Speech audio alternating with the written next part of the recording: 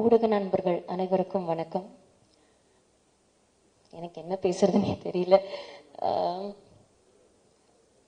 இந்த மாதிரி நான் நிறைய ப்ரெஸ் ரிலீஸ் வந்து எம்சி பண்ணியிருக்கேன்.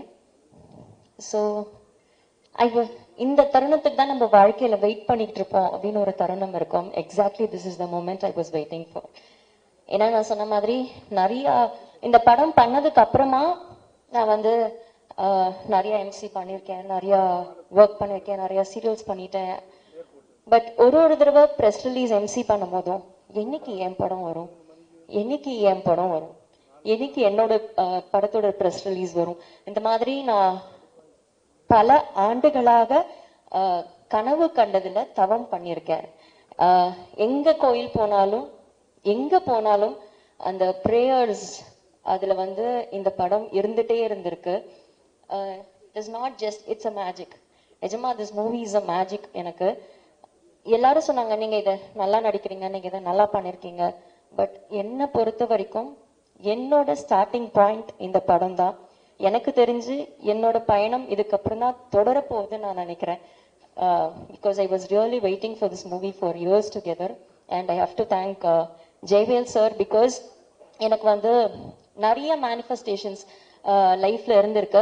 ஸோ அதுல நிறைய மேனிஃபெஸ்டேஷன்ஸ் இந்த படம் மூலியமா எனக்கு வந்து நினைவாக்கியிருக்காரு. அவர் ரொம்ப நன்றி. பிகாஸ் எனக்கு கேபி சார் ரொம்ப பிடிக்கும். கேபி சாரோட ஒர்க் பண்ண வாய்ப்பு இல்லை. பட் அவரோட சிஷ்யனோட ஒர்க் பண்ணறது எனக்கு ரொம்ப ரொம்ப சந்தோஷம். அண்ட் யுவன் சார், நான் பயங்கர யுவன் சார் ஃபேன். ஸோ அவர் வந்து என்னோட சாங் பாடியிருக்காருன்றது ரொம்ப ரொம்ப சந்தோஷம். அண்ட் போபோ சார் வந்து ஆக்சுவலி வந்து 90s கிட்ஸோட பெரிய ஹிட் ஒரு ஆல்பம் ஹிட் கொடுத்தவர் அவரு. ஸோ அவரு இந்த மூவில மியூசிக் பண்றாரு. அந்த டியூன்ஸ்க்கு நான் டான்ஸ் ஆடுன்றது எல்லாமே வந்து பெரிய பெரிய manifestation. And Radha Ravi sir கேட்கவே வேணாம். எனக்கு அவர் சீன் அப்போ எனக்கு வந்து அவ்வளோ பயம். இவருக்கு மட்டும்தான் தெரியும். நான் சொல்லிட்டு இருந்தேன் எனக்கு பயமா இருக்கு. எனக்கு நல்ல வேளை அந்த சீன்ல டயலாக் இல்லைன்னா நான் மயக்கமே போட்டு விழுந்திருப்பேன். ஏன்னா ஃபர்ஸ்ட் டைம் எனக்கு வந்து அவர் பாக்குறப்போ ஒரு லெஜெண்டரி ஆக்டரோட first frame. Because years back அதை நான் பண்ணேன். அண்ட் நிஜமாவே அவ்வளோ பயமா இருந்தது sir. But you made it so simple. Thank you so much. And இங்க இருக்கிற எல்லாருக்குமே ரொம்ப நன்றி. அண்ட் மெயினா என்ன ரசிக்க வச்ச ஸ்ரீராம் சாருக்கு ரொம்ப ரொம்ப ரொம்ப நன்றி. ஒரு ஃப்ரேமும் அவ்வளோ அழகா எனக்கு வச்சிருந்தாரு. ஒரு ஃப்ரேமும் நான் whenever I'm low, I just இந்த மூவில இருந்து ஏதாவது ஒரு கிளிப்பிங் இருந்தா எடுத்து பார்ப்பேன்.